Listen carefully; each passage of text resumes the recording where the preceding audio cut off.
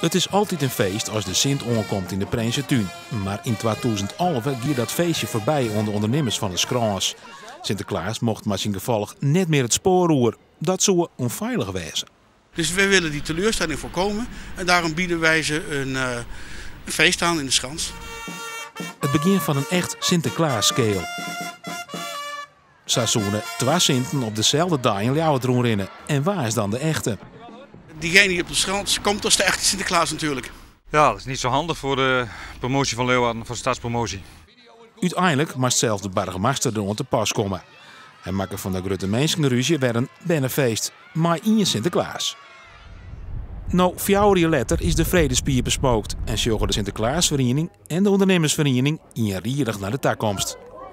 Ach ja, weet je, wat gebeurd is gebeurd en we gaan nu vooruit. Nou ja, weet je, je kunt niet altijd achterom blijven kijken. Als je achterom kijkt kun je niet vooruit kijken, kom je niet tot leuke dingen, niet tot mooie initiatieven. En ja, dat wilden we wel. We gaan een uittocht organiseren voor alle kinderen van Leeuwarden en omgeving Leeuwarden, om Sinterklaas ook uit te zwaaien. Omdat Sinterklaas eigenlijk altijd met stille trom vertrekt. En dat vinden we een beetje jammer, want hij is die dag daarna natuurlijk jarig, dus hij heeft wel een feestje verdiend.